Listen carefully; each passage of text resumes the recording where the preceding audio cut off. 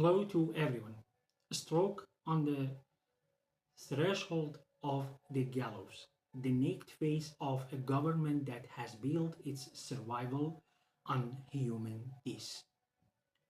A statement by the International Women's Solidarity Council.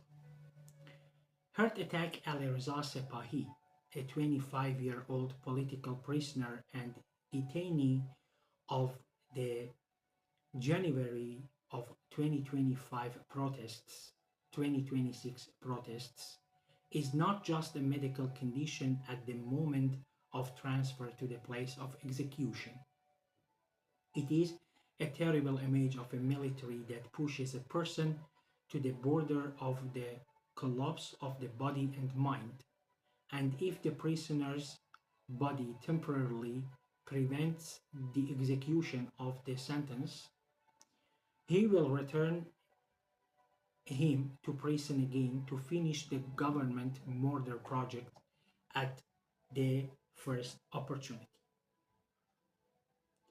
The return of Ali Reza Sepahi from the hospital to the prison of Dastgird after the execution of Abul Fazl Sepahi and Amir Hossein Safari reveals that the danger of execution continues to overshadow his life. In this case, neither law nor justice nor truth are subjective. The only goal is to complete the cycle of intimidation and political revenge. The case called Ali Khani Square is an example of the mechanism of repression in the Islamic Republic. Mass arrests, torture, forced confessions, deprivation of an independent lawyer, closed trials, and the issuance of numerous death sentences for protesters, many of whom have been forced to confess against themselves and others under torture. The issuance of several death sentences for a human being is not a sign of the authority of the law, but a clear admission of the vengeful nature of the government that has made the means of eliminating dissent from the court. But the fundamental question is, where and when were the commanders and perpetrators of the massacre of thousands of protesters, pedestrians, and children in December of 2025, and those that happened between 2025 and 2026, tried? The answer is clear: never, because in the Islamic Republic, the perpetrators of their crimes rely on the seat of power, judgment, and command. And those who order to shoot people write these sentences for the survivors of the same protests. Execution in the Islamic Republic is not a crime. It's a conscious policy to maintain domination. When economic crisis, social gaps, labor protests, women's movements, and popular uprisings have widened, the government has also erected more ropes. A regime that has brought millions of people to a standstill with poverty, unemployment, discrimination, misogyny, and repression is trying to make the cost of any protest so heavy that society is silenced by execution. The policy targets more than all the airports, workers, women, youth, and protesters who bear the brunt of the economic crisis and political tyranny. Hence, execution is an integral part of an order that has built its survival on exploitation, discrimination, repression, and intimidation.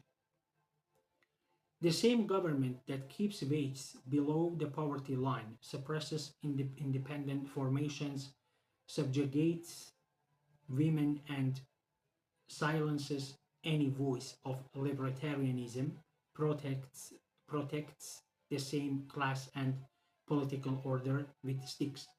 In the meantime, the families of prisoners and prosecutors also live under silent torture every day. The Islamic Republic does not punish only the prisoner, it also suspends his family between fear and hope,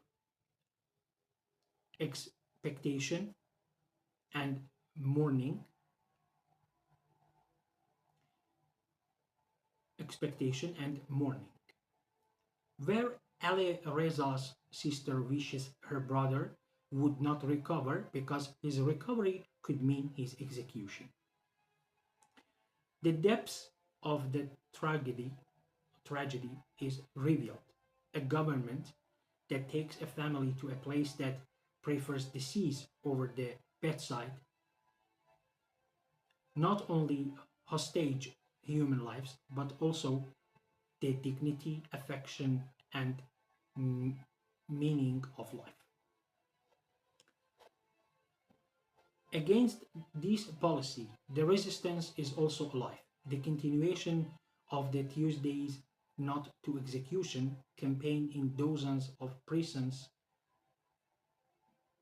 in the country, the resistance of the families of the prosecutors, the struggles of women, workers, students, and freedom fighters shows that society has not surrendered to the politics of this. This solidarity must become an organized force to break one of the most important tools of the Islamic Republic's survival. The International Women's Solidarity Council calls for an immediate halt to the death sentence of Ali Reza Sepahi, the abolition of all these sentences of political prisoners and protesters, the unconditional release of political prisoners, and the trial of the commanders and perpetrators of the massacre of the people. The fight against execution is not a purely legal or moral struggle. It is an integral part of the struggle for freedom, equality, the emancipation of women, social justice, and the end of an order that has built its life on exploitation, discrimination, repression, and this of human beings.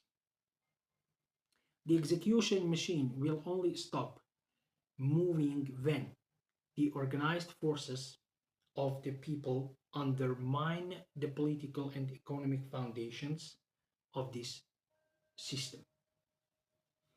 International Women's Solidarity Council. Till the next video and text.